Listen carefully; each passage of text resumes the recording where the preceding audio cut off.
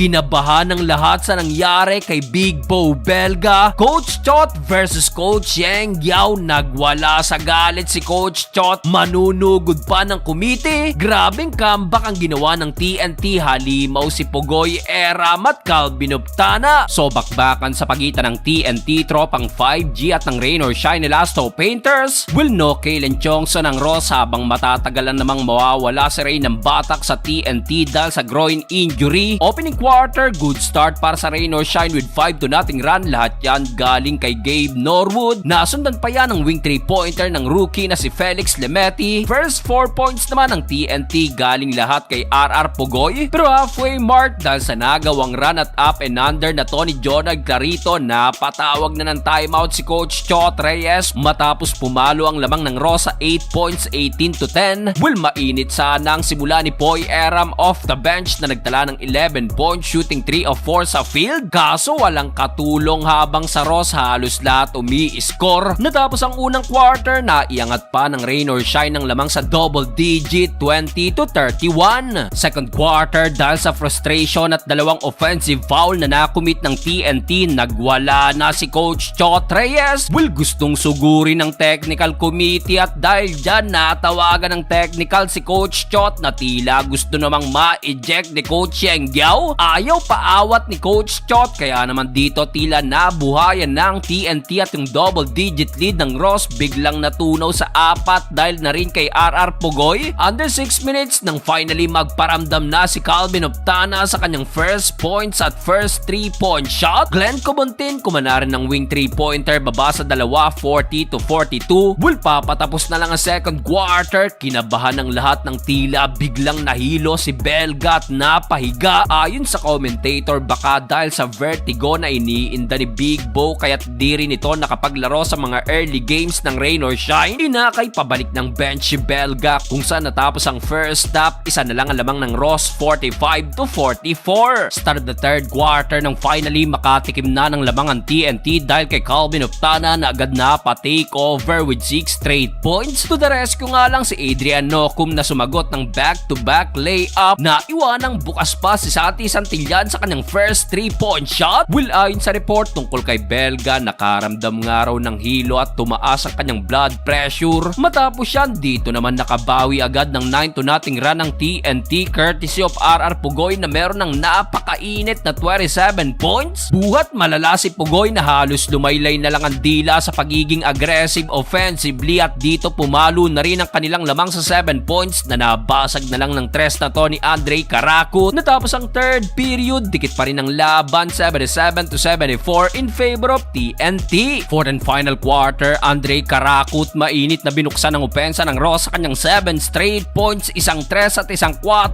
to take the lead again. Kaso right away may bawi agad na ginawa ang TNT with back-to-back 3-pointer naman ni Calvin Optana. Simon Enciso nahawa na rin from the corner at under 5 minutes na magana naman ang lamang ng TNT sa double digit. RR Pugoy another 3-point shot. Halimaw si Pugoy na meron ng 35 points katulong ang 31 ni Eram at 26 ni Calvin Optana. Will sa laki ng lamang hindi na nakabawi pa ang Ross na kumpleto ng TNT ang kanilang comeback.